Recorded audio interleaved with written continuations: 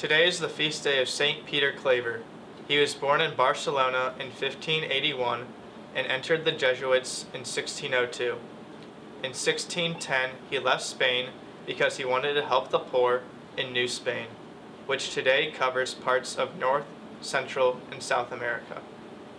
He traveled to Cartagena, Colombia, which was a central hub for the slave trade. When he arrived, he saw the horrible conditions in which the Africans arrived, and he decided to dedicate his work to serving them. Many people arrived to Colombia with leprosy and other diseases.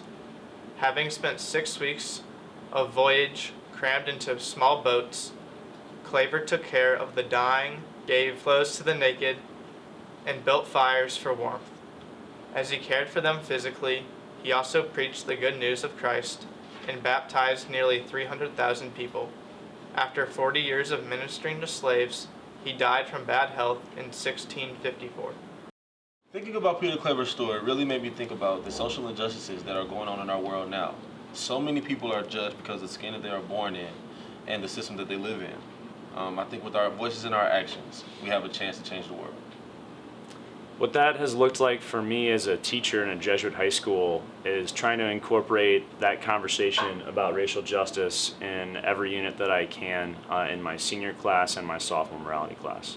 One of the things I noticed about St. Peter Claver is how he really treated people with humanity. At the time, Africans were more treated as property, but St. Claver saw them as human beings and not property. And so that kind of relates to us today, how we see people based off their opinions or their looks, and we should really all see them as God's children, and they were made that way. We should recognize that way. Yeah, the thing that sticks out to me about St. Peter Claver's life is just how he went out of his comfort zone.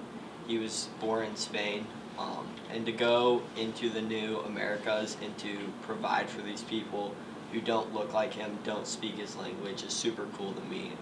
We're all called as students at Jesuit school to go out in the communities that we're not a part of and help them when they needed it. So hopefully we can use him as an example and do service as he did too. One word we can take from St. Peter Claver's life is equity.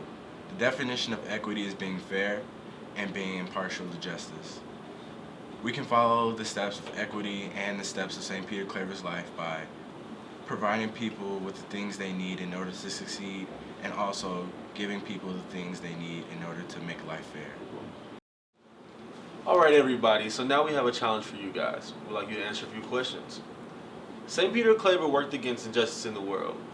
Though he didn't have much power to make huge change, he did what he could to help those around him.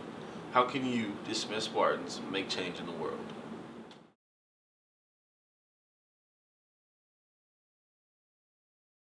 How can we step out our comfort zone for what's right, even if it's not popular amongst others?